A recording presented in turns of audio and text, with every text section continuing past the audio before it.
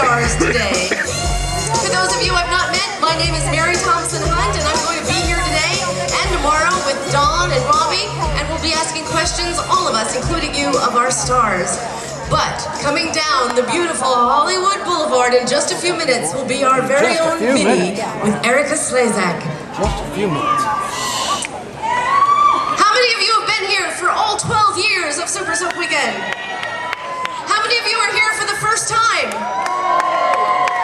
How many of you are having a great day?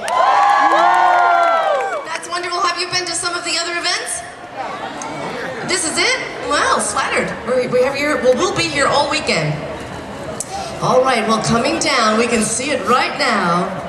Minnie's guest is one of the classiest women in daytime and also one of its most accomplished actresses. For years, she's been captivating audiences with her portrayal of the passionate and proud Victoria Lord Davidson. She's also the record holder for the most daytime Emmys as Best Actress. So, won't you please give her a big hand as she comes down Hollywood Boulevard. Make her feel welcome. Make her know that she's coming all the way to you. My hand's as big as it'll be. Erica Slezak! And here to interview Erica with a special conversation is our special host today. You know her from ABC daytime show The View. She's our newest member of The View. She's had you laughing for years, whether it was doing stand-up or acting on TV and in films. Ladies and gentlemen, please welcome to the Disney MGM studios, the very beautiful and talented Sherri Shepherd!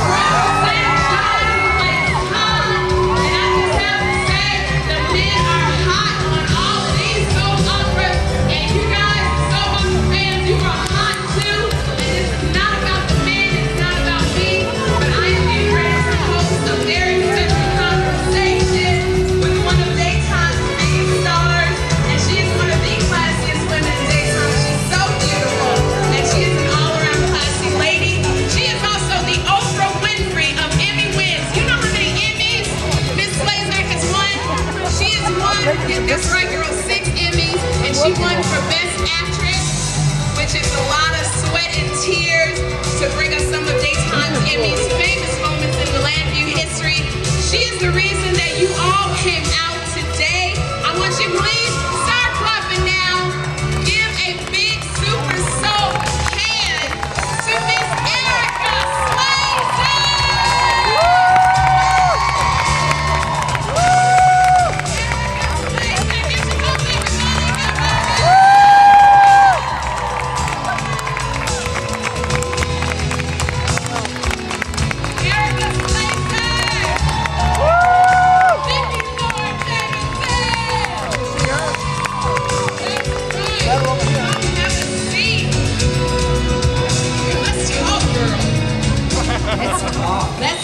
Okay, let me tell you first how much I love you on The View. Oh,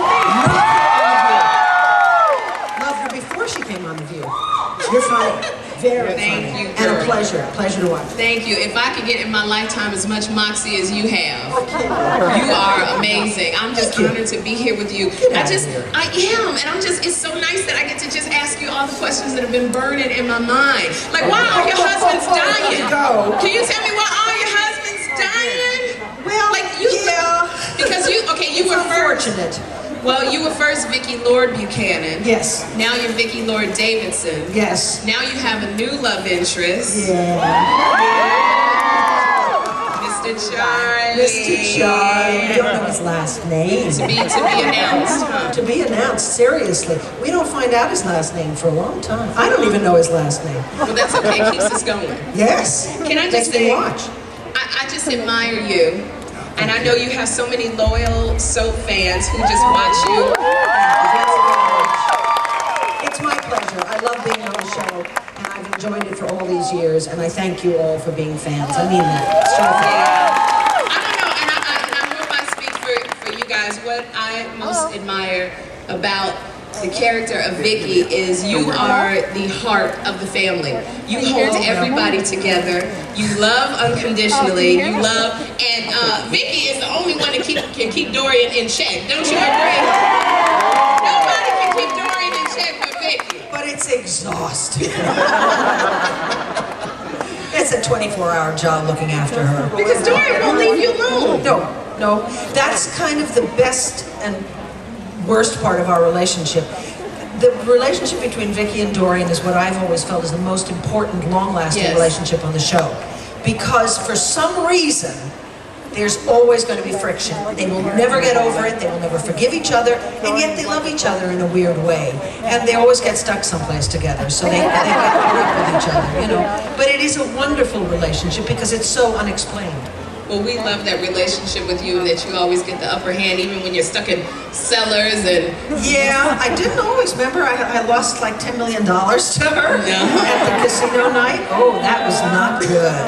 Not good. And then Clint had the nerve to come up to me and say, "Can you afford that?" He did. Well, in the character, he said, "Well, can you afford $10 million?" I want to go, "Yes, I can."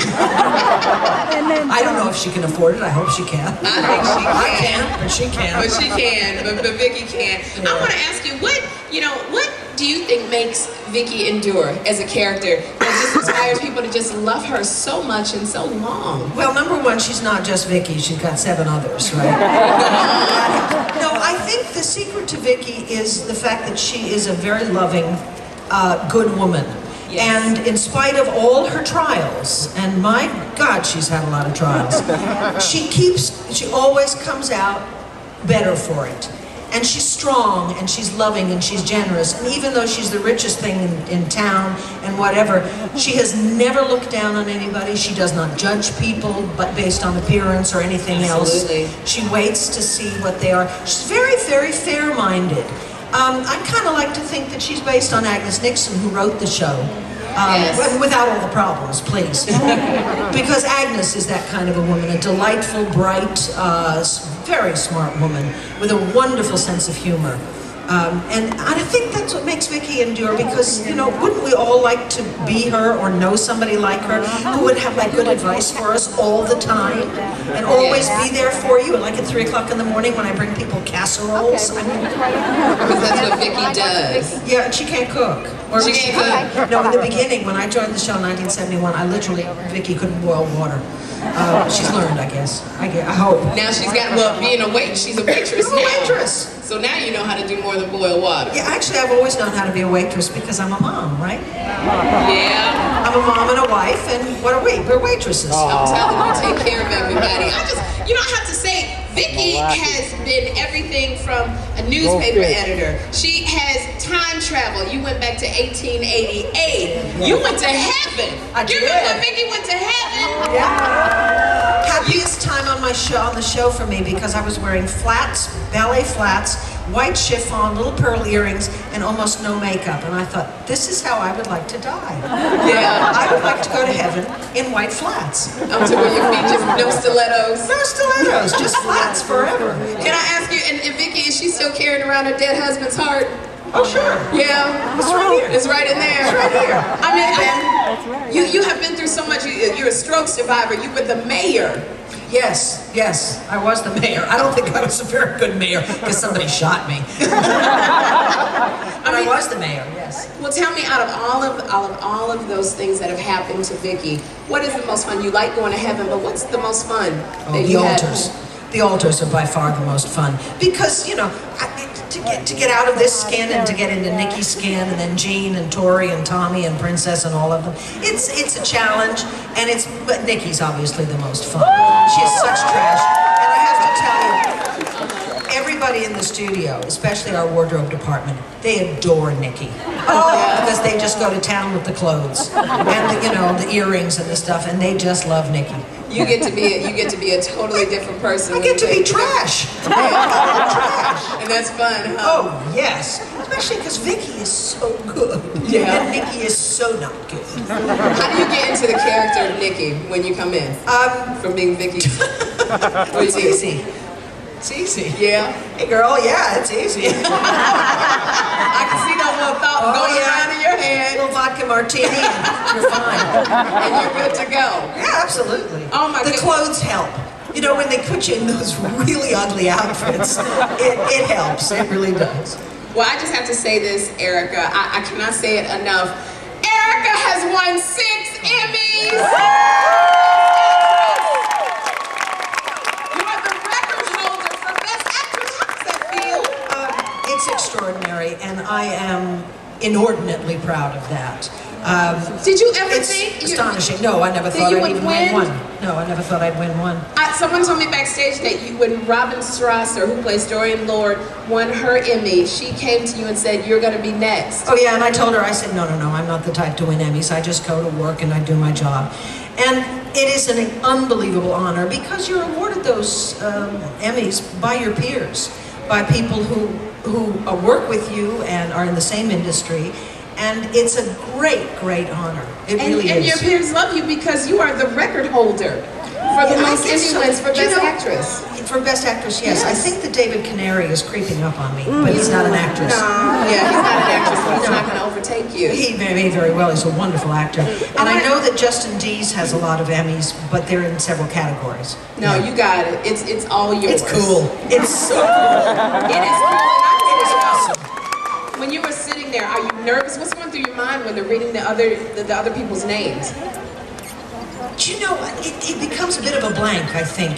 Especially the last Emmy I won, because traditionally, Best Actor, Best Actress, and Best Show are the last 3 awards. So the last time we were there, Cassie DePaiva was also nominated. We were sitting right in front. I was sitting right in front of her. So I was with my daughter and my husband and my son, and it was about a third of the way through, and I said to my daughter, I said, I'm going to go to the ladies' room, because I've got tons of time. So I went to the ladies' room, and they don't let you back in until the next break. So I'm there waiting, and I come in, and I sit down, and then we stop the break, and they said, and now we have Il Divo. And those were the guys, Simon, what's his last name? Simon Cowell's yes. guys. And they sang, and they said, and now the award for Best Actress. And I went, oh my God, I could have been in the bathroom. And I turned around to Cassie, and I went, now? This is like the middle. And we grabbed each other's hands, and like that. And that year, there were also 8 nominees. Never have there been that many nominees. And you know, I thought, everybody's chances are, you know, slim to none. Somebody's going to win, but, you know, it was such a strong category. So many really good actors, actresses. And they said my name, and I remember I just put my head down and I thought, oh my God. And it was astonishing. And I think I kind of dragged myself up on the stage, and Tony Geary was doing the presentation. Yes. And he literally had to support me walking off, because there I was with my Emmy and my envelope. I always like to keep the envelope because it's the only proof I have that I really won. But what about the Emmys, Erica? Where do you keep all these Emmys? Oh, I have them at home. You have them all at home? Like, which yeah. rooms do you have? Do you have an Emmy room? No. We have a very pretty little room. It's our library. And it's a small room, and it's all books. And this one bookcase, I have them all in the one bookcase, kind of staggered. Yeah. My husband actually said I should put them there because they're not obtrusive, but they're not inobtrusive. I see them, but they're not like, you know, hello, I'm an Emmy. Yeah. And they just sit there just to remind you of how much your peers love you and respect you. And yeah, it's kind of weird. You know, my husband said it's like living in Mary Tyler Moore's house. It's weird, you know, because she has so many Emmys. Oh man. I don't have nearly what Oprah's got, by the way. No, you are up there. I'm up there, but Oprah's got like I a think million. Erica Slezak is the Oprah of Emmy wins. Yeah. And we know you're going to win some more. Oh, Absolutely. No, and don't even argue with us on this one. You know, there are so many good good actresses and good actors on daytime that it's a fluke when you win. It has mostly to do with your story, you know, what kind of material were you given. Yes. But there are so many good actors, good performers. And nobody can deny you get the best story. I get the great best storylines. And you know, it's just, with your character, it's just impossible to go into each story. But I am especially interested in the stories that won you the awards. Oh. So we have a little surprise for you. Oh my God. We are going to take a look at some of the storylines that led you to the Emmys that you have won. And then I want to talk about the story and how it changed Vicki and what it felt like to win. So, we're going to start with our first clip. Okay, this is going to be hairstyles from hell. Okay, we're going to see these hairstyles and the dresses. So this first clip is from 1984. It stars the phenomenal Erica Slezak and one of our other favorite actresses, which is Mrs. Robin Strasser, Dorian don't want to get rid of Dorian Lord. And you guys were trapped in Victor Lord's infamous secret room. So take a look. This way, Vicki, maybe every time you weren't around, Irene Manning was flirting with him. And that letter that he wrote you about Tina being his daughter, That's what I was turning into. if it shows that he's a man who made mistakes, he's not a man who ran away from them. Vicki.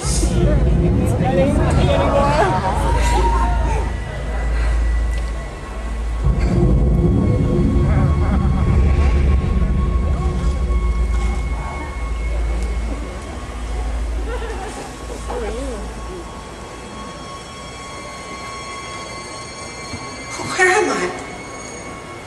What am I doing here with you? I have to tell you that Robin has apologized to me about 20 times for wearing that dress. That was a dress. That's an awesome dress that she actually auctioned at Broadway Cares. Oh, she And did. made a ton of money for it. But she said, I can't believe you were generous enough to let me wear that dress. Like I had a say Oh, this in it. is you when you won the Emmy for that. That was when my you first turned year. into Nikki. Now I want to ask you. Now, is this because when you most people don't know that when you are win an Emmy, they have submitted a reel of what you did, a piece of like what you did. Yeah. So was this what you submitted? I don't remember, frankly. Okay. It's likely. You have to submit a reel comprised of 2 entire shows of your material, but you cannot edit out anything in the middle. You have to take all the scenes from one show, and it's very difficult to find 2 shows where you're like really good all the time, where everybody else is really good, and where you don't have some sort of standing around in the background scenes to do. It's Well, I difficult. love this because the transformation, you could see you becoming Nikki. What was it about this particular story that moved you? I think it was the first time that Nikki had reappeared in many, many years, and it was the beginning of telling the story of where Nikki came from, which was the abuse by Victor. Yeah, Right. and being with Dorian, of course, you know, she's the last person anybody wanted to know that you were, you know, that I was ill, and I think that was what was a big part of it. Yeah. Okay, now how did it change Vicki from turning into Nikki, do you think? How did it change Vicki? She became aware of what her father really was. Okay. And she had grown up, for what all she knew, worshiping her father. He was a god in her eyes, and suddenly she realized what he had done and who he really was. And this was before they actually went into the sexual abuse. This is just when he was like a creep and had a secret room and was bringing ladies there. Right. And they made him even worse after that. Okay. But it was the beginning of this incredible disillusionment with her father. Yeah. And I just want to ask you, because I'm all about the Emmys and the dresses, do you remember where you got that dress or what made you pick that particular You know, that dress? year we were not on television. And I think I got that dress from one of our costume designers. Said go down to Victoria Royal, it's called. And they make all these beaded dresses. And I got the dress there, and I paid for it myself. You did? Oh, sure. You know, they usually have all these designers that give They you... do, and for some reason I never looked into that until the last time. Are you over Really? When somebody offered to make me my gorgeous green dress for the last Emmy that I won. Yeah. See, this is I've why- always paid for my own dresses. This is why we love you. I don't wanna get in the She pays way. for her own I'm dressing. short, right? How much more real can you be? And you can only wear it one time because a lot of people have seen them. Yeah. And that's it, you know. And It's it like was a wedding so beautiful. Yeah, thank you. Okay, so now we're going to go to our second clip. Okay, And we're going we'll to jump go ahead there. a few Okay. years to your most recent win in 2005. This is when Vicki gets a new heart. Do you remember that? Vicki got a new heart and a final gift, which was on Valentine's Day, from her great love, Ben Davidson. Okay, so let's watch this. Oh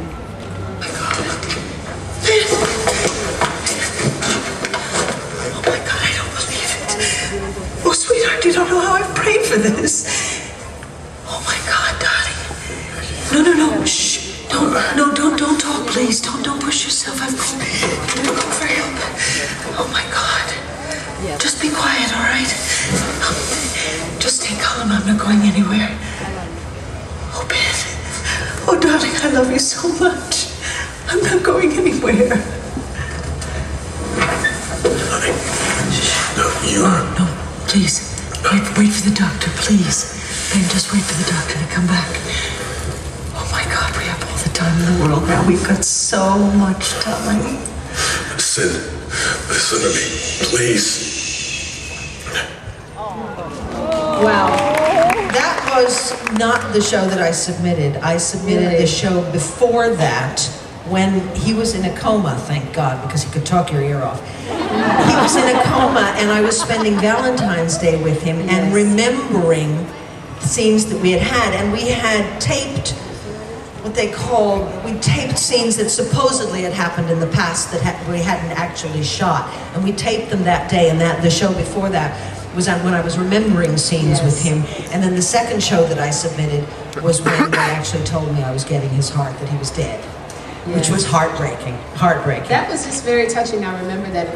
Blondie was finally letting go of Ben in that particular one. And you didn't submit this one. Because this one, too many people came into the room. Doctors and nurses. Yeah, see, that messes up the Emmy chance when everybody's walking in and out. You don't want that. No.